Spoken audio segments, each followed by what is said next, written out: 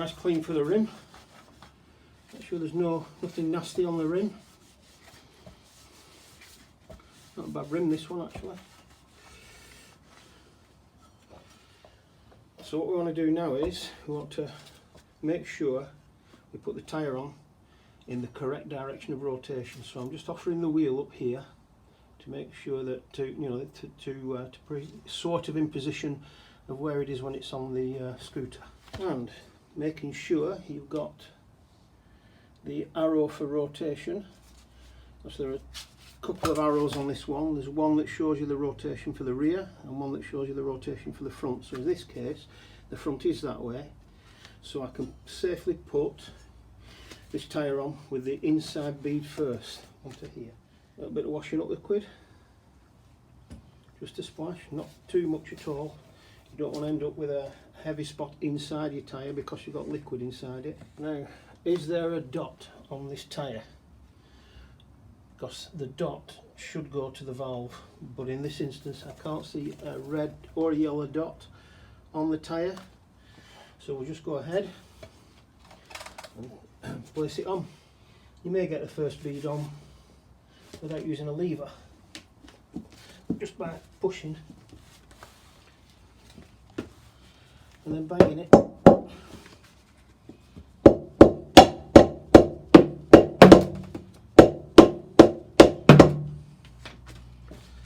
If I don't wreck the scooter first, we'll have to ease it on slightly with a lever. So up, across. Again, not too big a bite.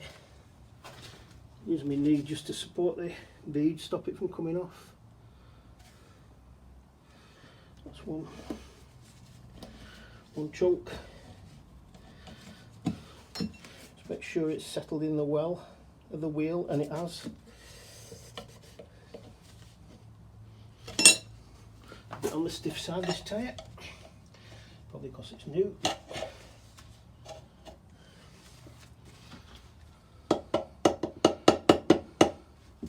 Notice I'm staying away from the valve with the bead, because if you were to put the bead down there in the well where the valve is, that would create tension, make it difficult for you to get on.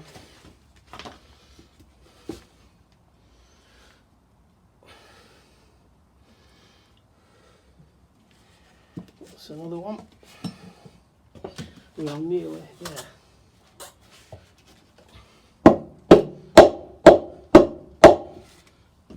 Still doesn't want to know, so we'll have to heft it again with the tyre lever.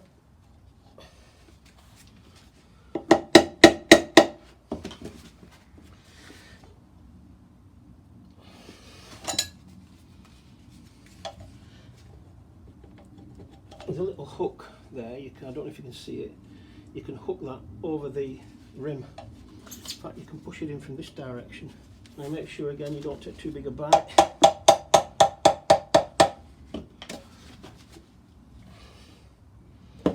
Nearly there. Got it. Okay, first bead on.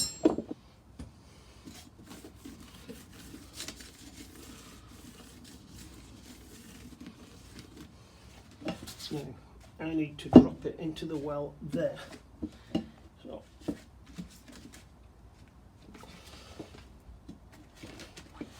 So we're in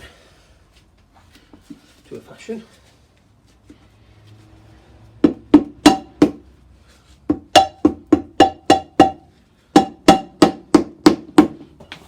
We're on the way now.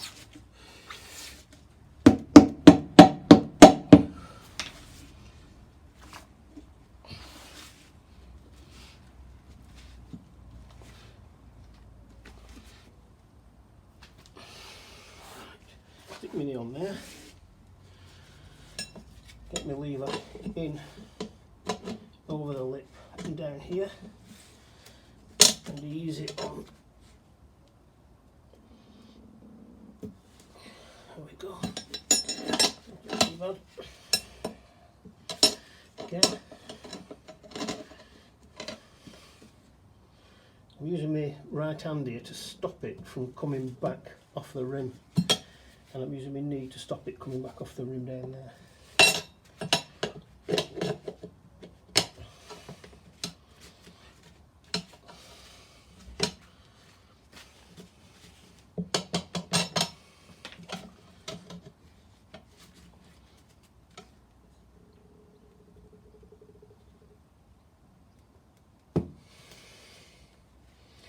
getting there.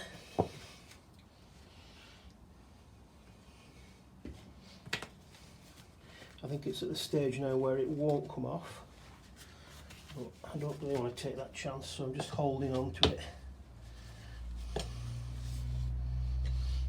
What I might do actually is I might just try and see if it'll knock on. No, actually no, that might damage the bead, and which is what you don't want to do. You do not want to damage the bead, or else you're in the realms of a dangerous tyre then.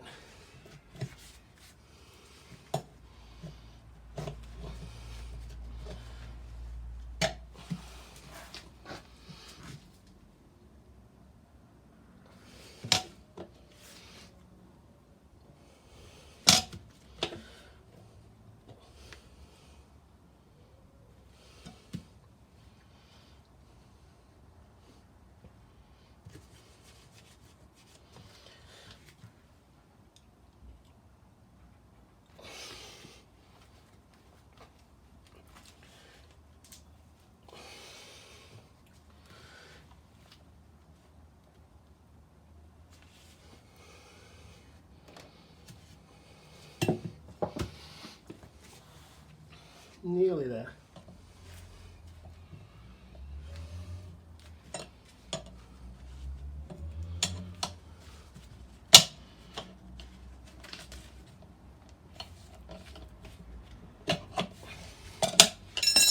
Did that so I could get the hook over.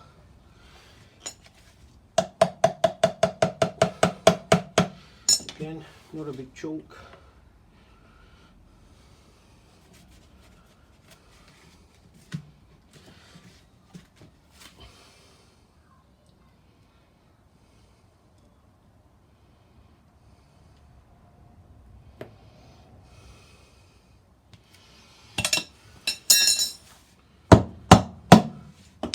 And we're on. Now, I'm about to inflate it, 33 psi. I put the Schrader valve back in. The reason I did that is because there's such a small tyre that the minute you take your airline off with the valve out and try and get the Schrader valve in, you'll lose most of your pressure, if not all of it. So it looks fairly good to go. So let's see if we can pop those beads on and get it inflated.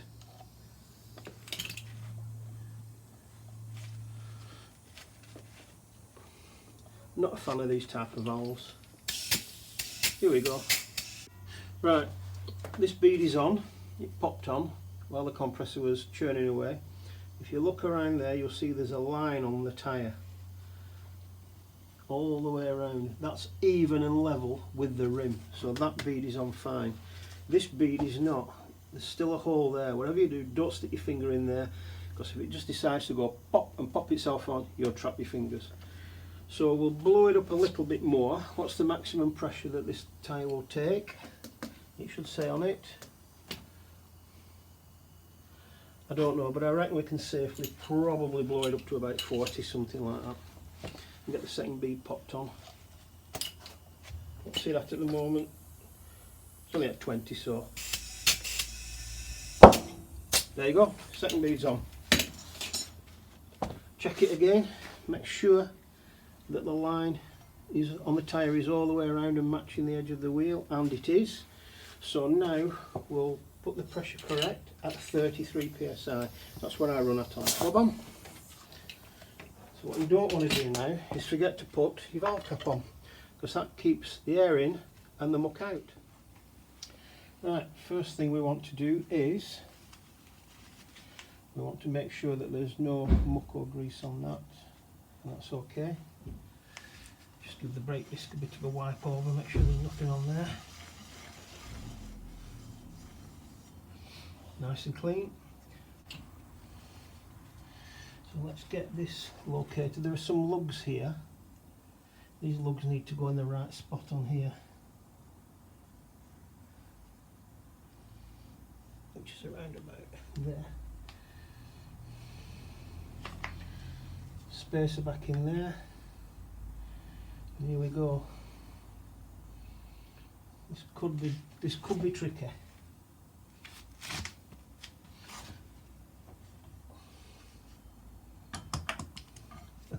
as I said, this could be tricky.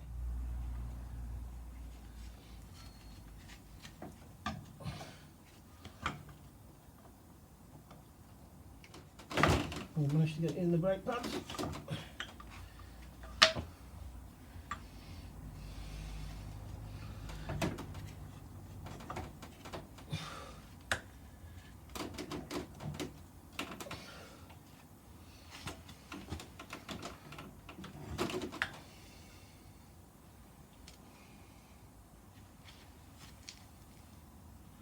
This is not easy.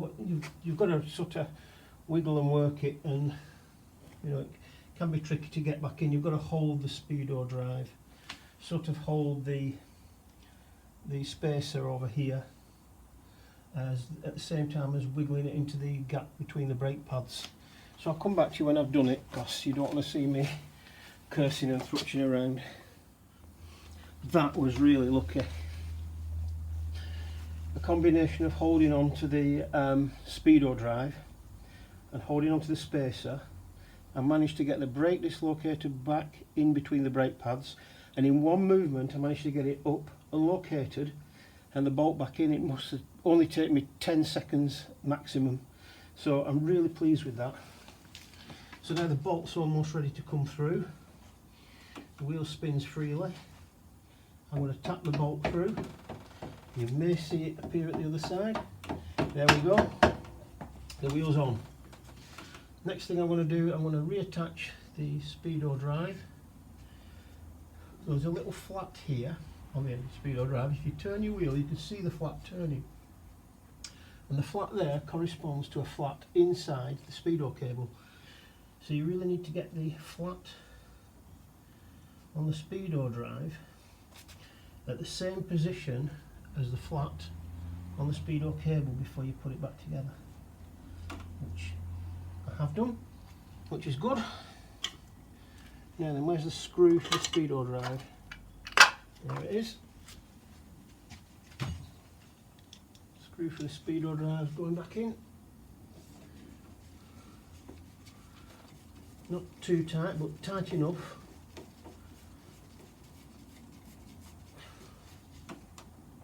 There we go. If you want to check your Speedo, you can spin your wheel and have a look at the Speedo.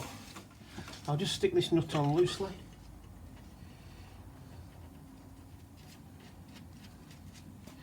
We know the wheel's on. We know it's spaced correctly. Everything looks fine. Final check. Check the brake. That works. Yep, that works fine. So now we shall do that nut up. I'm going to do it up initially with my impact wrench, but I'm going to finish it off with a torque wrench. Okay.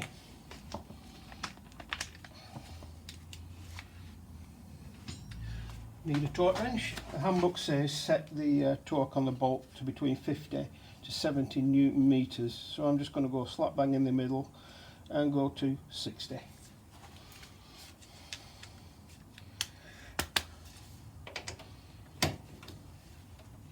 Wheel on the other end.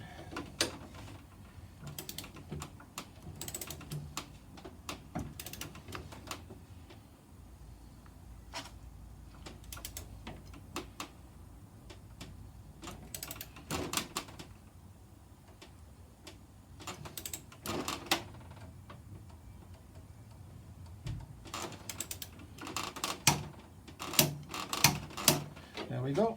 These wobbly bars are brilliant. You can go to all angles with them. If you haven't got one, I recommend you get one.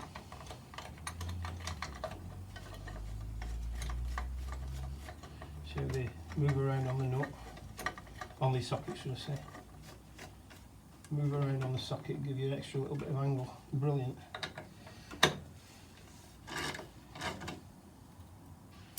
Okay, job's done.